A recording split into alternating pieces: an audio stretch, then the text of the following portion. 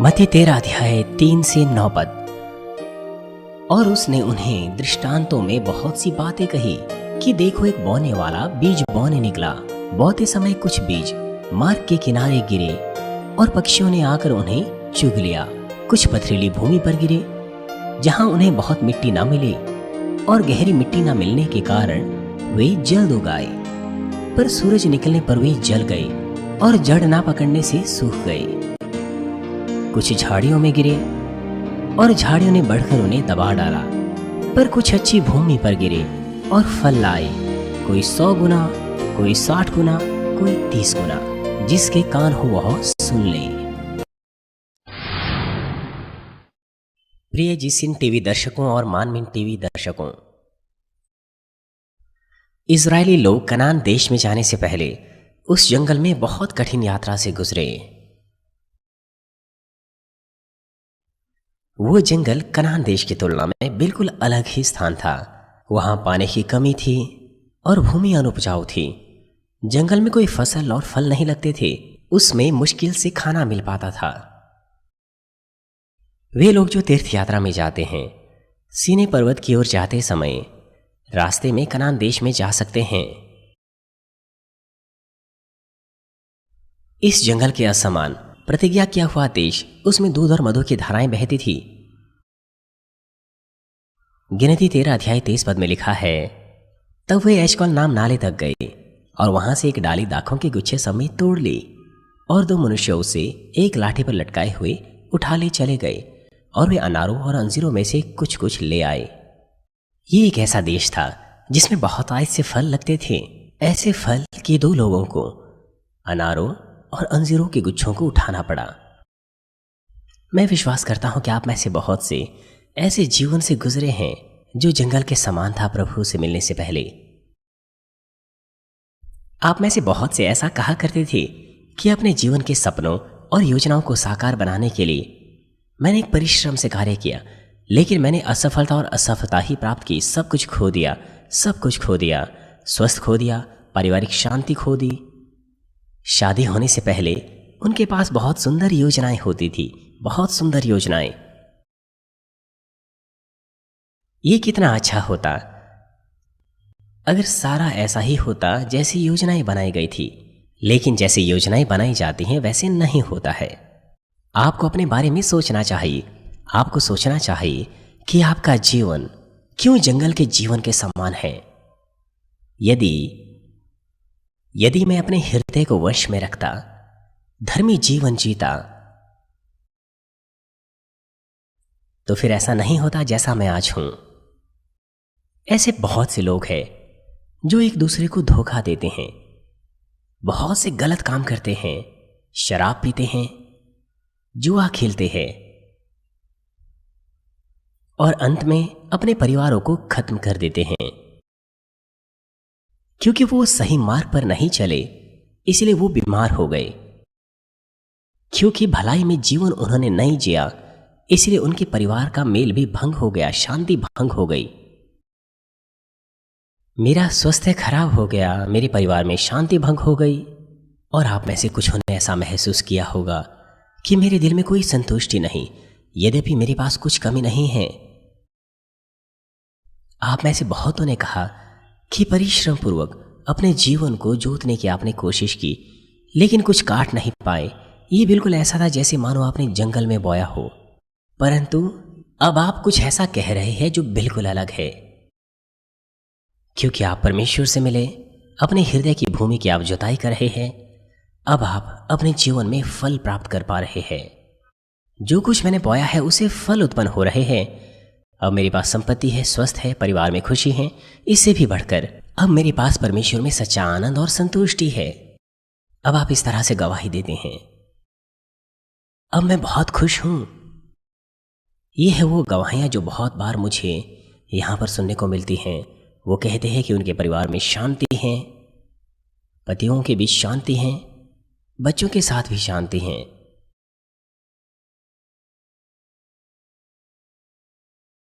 ये इसीलिए है क्योंकि अब आपके पास अनंत जीवन है और स्वर्ग का राज्य है। लेकिन परमेश्वर आपको कहता है कि अब ये शुरुआत है, सच्ची कटनी की शुरुआत। प्रतिज्ञा का यह वचन वो प्रतिज्ञा है जो आप सब मानवीन के सदस्यों के लिए है। यदि आप इस पर विश्वास ना करें तो यह व्यर्थ होगा। कनान देश के समान ही आप अपने जीवन में भी बहुत से फल काट सकते हैं, लेकिन बोने और काटने का सबसे पहला नियम क्या है? वह है अपने हृदय की जुताई करना। जो कुछ आप बोएं उसकी कटनी करने के लिए आपको अपने हृदय को जोतना है, अच्छी भूमि उसे आपको बनाना है। आज मैं आपको पथरीली भूमि के बारे में बताऊंगा। 4 प्रकार की अलग अलग प्रकार की भूमियों में से पथरीली भूमि मार्ग के किनारे की भूमि की तुलना में कहीं ज्यादा आसान है जोतने के लिए। मुझे आशा है कि यह आपके लिए अनुग्रह और ताकत बने ताकि आप तेजी से अपने हृदय को जोत सकें। मैं प्रभु के नाम से प्रार्थना करता हूं कि कनान की प्रतिज्ञा के देश को अपने हृदय में आप पा सकें ताकि आप 30, 60 और 100 गुना अधिक फल पा सकें।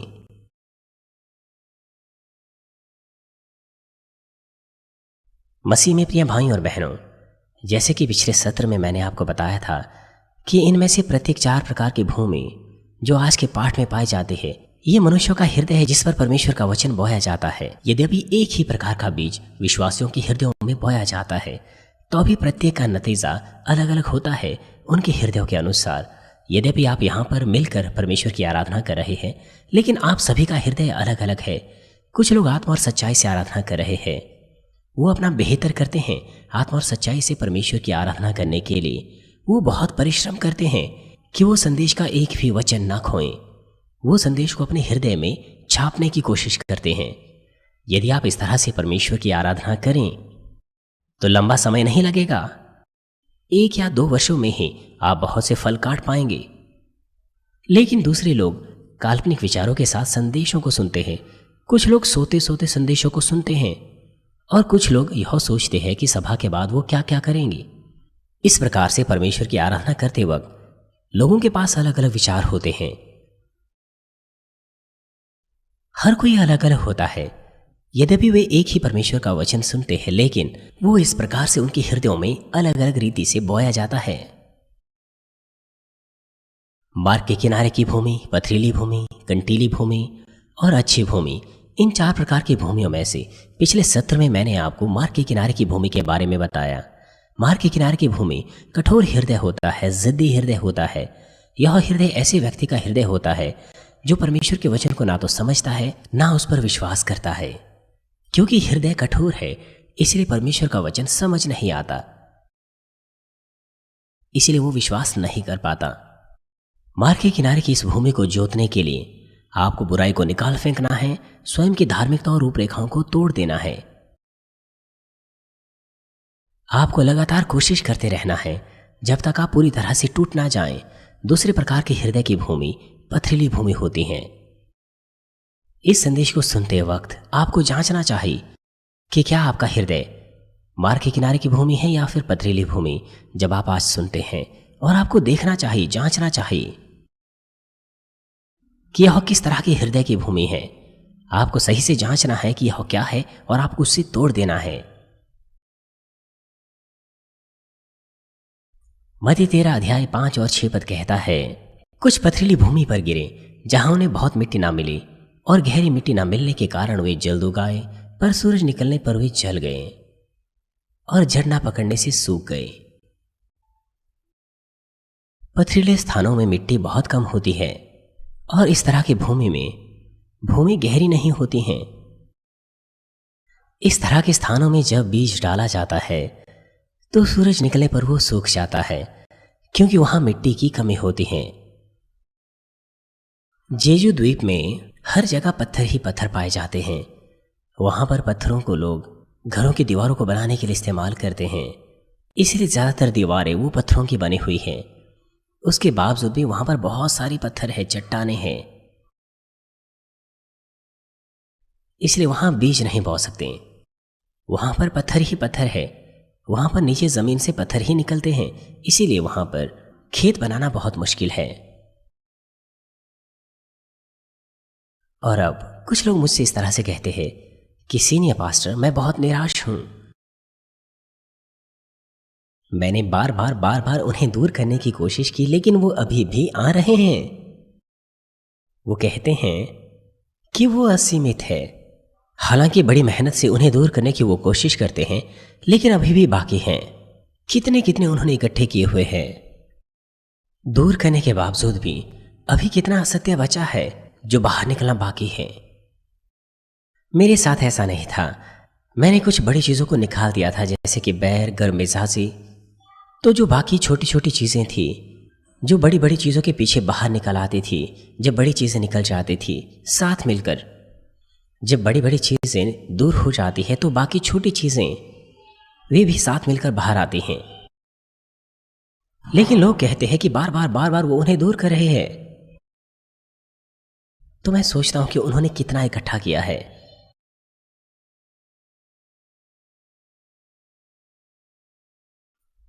इसलिए वो बीज सूख जाता है सूरज की किरणों से, क्योंकि वहां पर मिट्टी कम होती है। अगर मिट्टी गहरी ना हो तो पानी नहीं रुक पाता है, इसलिए आसानी से वो सूरज की किरणों से सूख जाता है। और साथ ही साथ पत्थर भी बीजों को जड़ नहीं पकड़ने देता, इस कारण छोटे अंकुर जल्दी ही सूख जाते हैं। और अब पथरीली भूमि किस तरह के हृदय को दर्शाती है। मत्ती 13 अध्याय 20 और 21 पद कहता है, और जो पथरीली भूमि पर बोया गया यह वह है जो वचन सुनकर तुरंत आनंद के साथ मान लेता है, पर अपने में जड़ न रखने के कारण वह थोड़े ही दिन का है, और जब वचन के कारण क्लेश या उपद्रव होता है तो तुरंत ठोकर खाता है।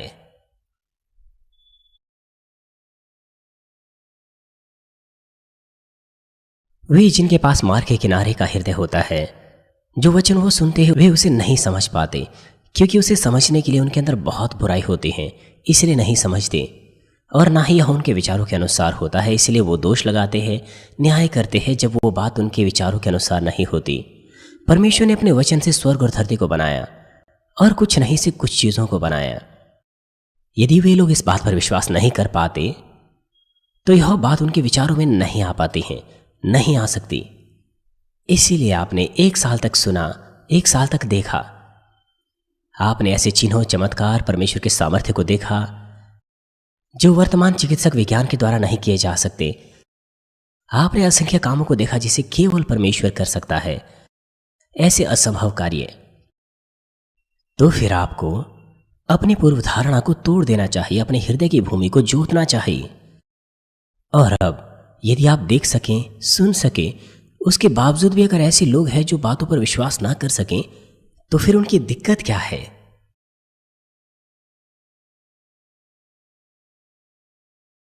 वे जिनके पास मार्ग के किनारे का हृदय होता है वो वचन को नहीं समझ पाते हैं जो वो सुनते हैं, लेकिन वे जिनके पास पथरीली भूमि का हृदय होता है वे वचन को समझते हैं। इसलिए मार्ग के किनारे से वो थोड़े से बेहतर है, क्योंकि वो समझ लेते हैं। इसलिए यहां पर लिखा है कि जो वचन सुनकर तुरंत आनंद के साथ मान लेता है वो अनुग्रह पाते हैं।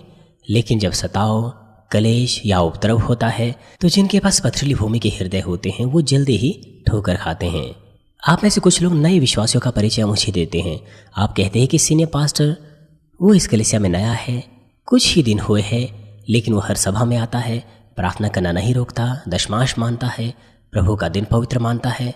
तो मैं केवल मुस्कुराता हूं उनके ऊपर, क्योंकि मेरे पास ज्यादा कुछ कहने को नहीं होता। क्यों? क्योंकि उसके हृदय में अभी कुछ बोया ही नहीं गया है। उसके हृदय में आत्मिक रूप से किसी बात ने जड़ नहीं पकड़ा है।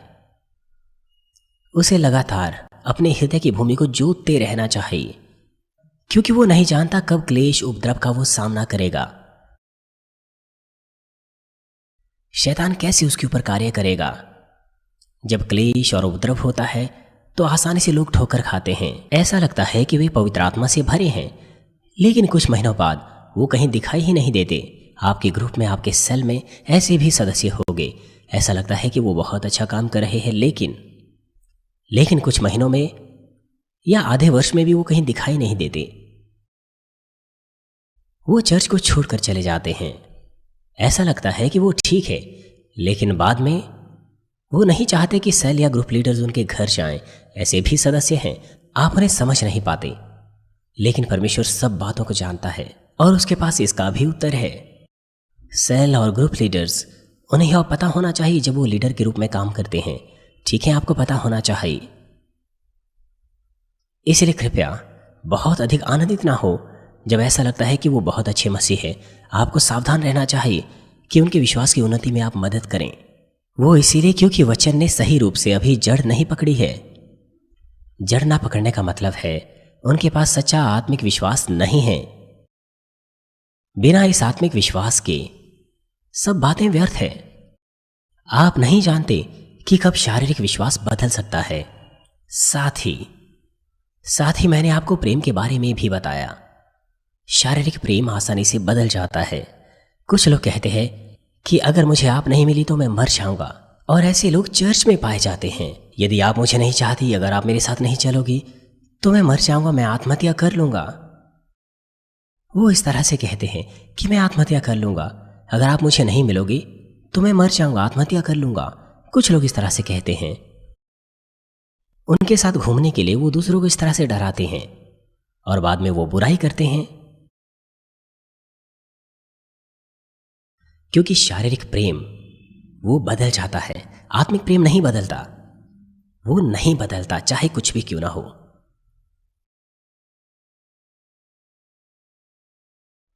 मैं बहुत खुश हूं ऐसे लोगों को देखकर जो आत्मिक है, जो आत्मिक प्रेम में है। आमतौर पर मैं उनसे कहता हूं कि वो तेजी से विवाह कर लें।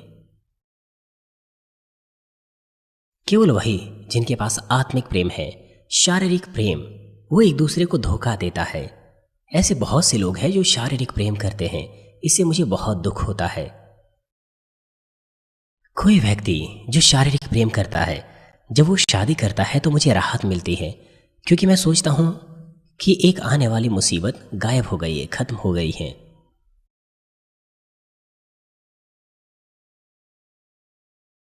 जड़ ना पकड़ने का मतलब है उनके पास सच्चा आत्मिक विश्वास नहीं है। वो वचन को सुनते हैं और उसे समझते हैं, लेकिन इसका मतलब यह नहीं कि वो अपने हृदय में उसे एहसास करें या हृदय से विश्वास करें। मैंने आपको बताया कि क्या कारण है कि वो वचन जड़ नहीं पकड़ता, क्योंकि वो एहसास नहीं करते, ना ही हृदय में वचन पर विश्वास करते हैं। ये शारीरिक विश्वास कहलाता है। हालांकि जब वो अनुग्रह पाते हैं, आत्मा से भरे रहते हैं, तो लगता है कि उनके पास अच्छा विश्वास है, लेकिन परीक्षा जल्दी ही उनके वास्तविक विश्वास के स्तर को प्रकट करती हैं। उदाहरण के लिए नए विश्वासियों में बहुत से लोग कहते हैं कि पास्टर, आपका प्रचार सचमुच सच्चा है, प्रभावकारी है। लोग इस तरह से कहते हैं। जब वो गवाहियां देखते हैं, सुनते हैं दूसरे विश्वासियों की जो चंगे हुए या फिर जिनकी समस्याओं का समाधान हुआ, तो वो सोचते हैं कि परमेश्वर सचमुच जिंदा है, स्वर्ग और नर्क है, और वो वचनानुसार जीना चाहते हैं। साथ ही पवित्र आत्मा के कुछ अग्रिमय कामों का भी वो अनुभव कर सकते हैं। दूसरे शब्दों में, जो वचन का बीज उनके हृदय में पड़ा वो अंकुरित हो गया। लेकिन ऐसा अनुग्रह पाने के बाद भी अगले रविवार को जब उन्हें चर्च जाना होता है तो उनके हृदय में संघर्ष होना शुरू हो जाता है। निश्चित रूप से वो पवित्र आत्मा का अनुभव कर चुके होते हैं, लेकिन वो संदेह करना शुरू कर देते हैं कि वो तो उनके अंदर एक भावनात्मक उत्तेजना थी। उनके पास ऐसे विचार आते हैं जिसे वो संदेह करते हैं और अपने हृदय के द्वार को वो फिर से ढक देते हैं। और कुछ लोग वास्तविकता में अपनी आदतों को या दूसरे मनोरंजनों को छोड़ नहीं पाते जिसका वो आनंद करते थे, और वो प्रभु के दिन को पवित्र नहीं मान पाते।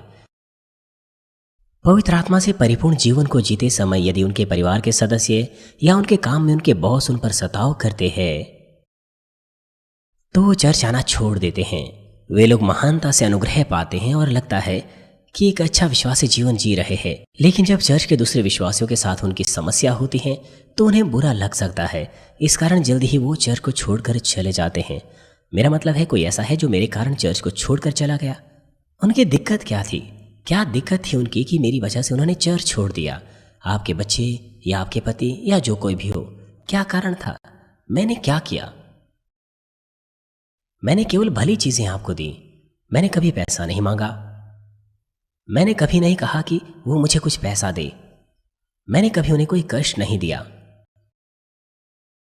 मैंने कभी नहीं कहा कि वो मेरी मदद करें। मैंने केवल उन्हें अच्छी वस्तुएं दी, जीवन का वचन दिया जो उन्हें स्वर्ग ले जाएगा। मैंने उनके लिए प्रार्थना की ताकि वो चंगे हो जाएं।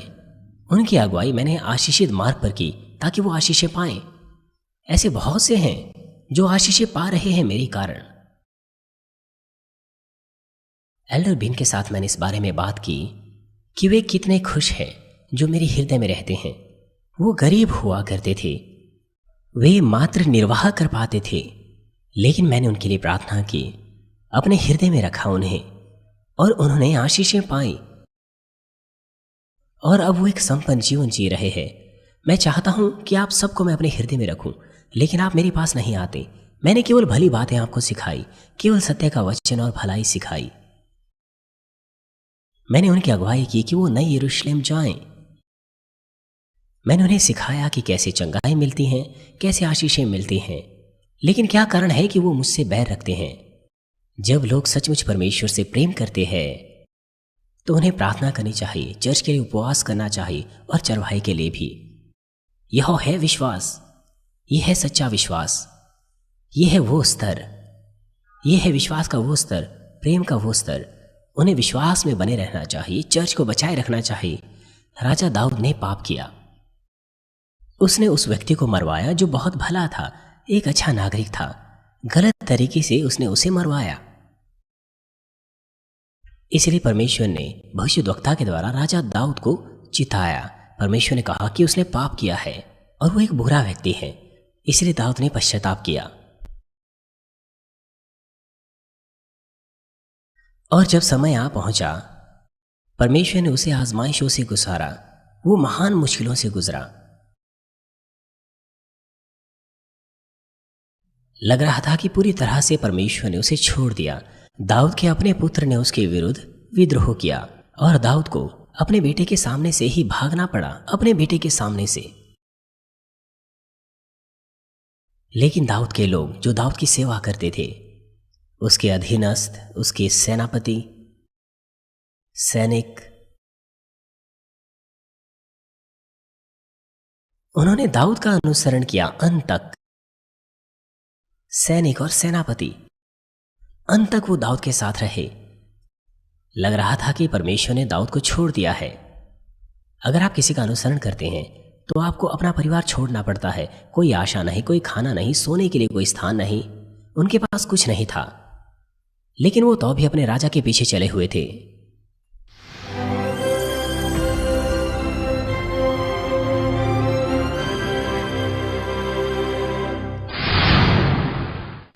हालेलुया। सर्वशक्तिमान प्रेमी पिता परमेश्वर, कृपया अपना हाथ सभी भाइयों और बहनों पर रखें जो इस वक्त इस प्रार्थना को ग्रहण कर रहे हैं। सभी सदस्यों पर अपना हाथ रखिए, शाखा कलीसियाओं में और स्थानीय कलीसियाओं में, और तमाम जीसीएन टीवी दर्शकों पर और मानवीन टीवी दर्शकों पर, और वे जो इस सभा को सैटेलाइट, केबल और इंटरनेट पर संसार भर में देख रहे हैं। हृदय में उनके विश्वास बोइए, उनके नकारात्मक विचार और शक दूर कीजिए। तमाम क्लेश और आजमाइशें उन्हें छोड़कर चली जाएं। पवित्र आत्मा की आग के द्वारा सिर से लेकर पैर तक उनके तमाम बीमार और प्रभावित अंगों को झुलसा दीजिए। तमाम कोशिकाओं, उत्तक और तंत्रिकाओं को, तमाम अंदरूनी अंग और आंतों समेत सृष्टि की ज्योति उन पर आ जाए। यीशु मसीह के नाम से मैं आज्ञा देता हूँ, शत्रु, दुष्ट और शैतान, तमाम बीमारियां, रोगाणु, विषाणु और निर्बलताएं दूर हो। ज्योति उन पर चमके। उनके सभी असाध्य और अंतकारी रोग पवित्र आत्मा की आग के द्वारा जला दीजिए। तमाम प्रकार की महामारियां और संक्रामक रोग, मलेरिया समेत दूर कीजिए।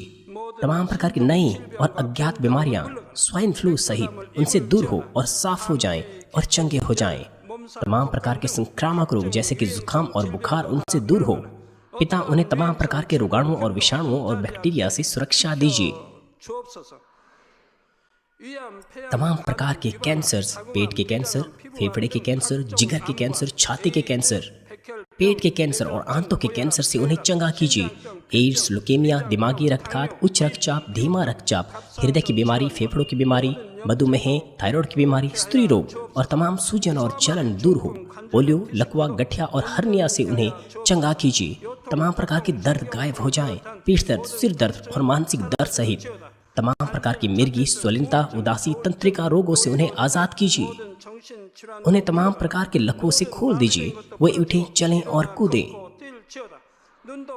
वो अच्छी आंखों की दृष्टि प्राप्त करें और अच्छी सुनने की शक्ति प्राप्त करें। अंधों की आंखें खुल जाएं, बहरों के कान खुल जाएं और गूंगे बोलने लगे। तमाम प्रकार के दुर्घटना के दुष्प्रभाव चंगे कीजिए, कड़की और टूटी हड्डियां चंगी कीजिए, उन्हें जलन से ठीक कीजिए, जलन और दहन संवेदना उनसे दूर हो। पिता, कोई दाग वहां न रह जाएं। तमाम प्रकार के नशे की लत से, जहर पदार्थ और उनके इस्तेमाल से साफ हो जाओ। पिता, मरी हुई कोशिकाओं, ऊतक और तंत्रिकाओं को जला दीजिए, मृतकों को जला दीजिए, उन्हें आशीष दीजिए गर्भधारण की। पिता, उन्हें गर्भधारण की आशीष दीजिए। यीशु मसीह के नाम से मैं आज्ञा देता हूँ, शत्रु, दुष्ट और शैतान, हवाओं के सामर्थ्य के शासक, अंधकार की बुराई की सेनाएं और उनके दास दूर हो। बुरी आत्माएं, अशुद्ध आत्माएं, धोखे की आत्माएं, अलग करने वाली आत्माएं, झूठ की आत्माएं और तमाम अंधकार के बल दूर हो। दुष्टता के बंधन खुल जाएं, अंधकार दूर हो, ज्योति आ जाएं। पिता परमेश्वर, उन्हें ताकत दीजिए कि वे प्रार्थनाओं में पुकारें, उन्हें सामर्थ्य दीजिए कि वे पापों को दूर करें और पवित्र हो जाएं। वो भले चंगे रहें जब उनका प्राण समृद्ध होता है। उनके परिवारों में भी सुसमाचार का प्रचार हो। उन्हें सुरक्षा दीजिए तमाम दुर्घटनाओं और विपत्तियों से और आशीष दीजिए कि एक सफल जीवन और संपन्न जीवन सब बातों में वे जीने पाएं। कृपया अपने बच्चों को, उनके घर, कार्यशालाओं और व्यापारों को पवित्र आत्मा की आग की दीवार से, स्वर्ग की सेना, स्वर्ग दूतों और अपनी धधकती आंखों के द्वारा सुरक्षा दीजिए। विद्यार्थियों को बुद्धि और समझ दीजिए, जोश और जुनून, मेहनत और पढ़ाई की इच्छा से भर दीजिए। उनके हृदय और मनों को संसारिक बातों से बचाएं और उनके हृदयों में और भी अधिक जोश और प्रेम परमेश्वर के लिए बो दीजिए। अपने बच्चों को आशीष दीजिए कि वे सब बातों में आपको महिमा दे। जो कुछ भी करें, चाहे वे खाएं पिएं या जो कुछ भी करें, वे अंगीकार करने पाएं और जीवित परमेश्वर की गवाही यह कहकर देने पाएं कि मैं परमेश्वर से मिला हूँ, मैंने उससे आशीषें और उत्तर प्राप्त किए हैं। पिता परमेश्वर, आपका धन्यवाद। सारी महिमा केवल आपको मिले। हमारे प्रभु यीशु मसीह के नाम से मैं प्रार्थना करता हूँ, आमीन। क्या कारण है कि वचन का बीज जड़ नहीं पकड़ता? वो उन पत्थर के कारण है जो हृदय में पाए जाते हैं। हृदय का शरीर प्रतीकात्मक रूप से असत्य और पत्थरों को दर्शाता है जो उन्हें वचन का अभ्यास करने से रोकता है। इच्छाओं के पत्थर, जैसे कि अधिक पैसा कमाना, अधिक संसारिक चीजों का आनंद करना, इस कारण वचन का बीज उनमें जड़ नहीं पकड़ता। पिता परमेश्वर इस तरह की बंजर पथरीली भूमि को भी नहीं छोड़ते। वो लगातार बीजों को बोते रहते हैं। मुझे आशा है कि आप तेजी से अपने हृदय को अच्छी भूमि में जोतें ताकि तमाम परिश्रम और परमेश्वर का धीरज व्यर्थ ना हो।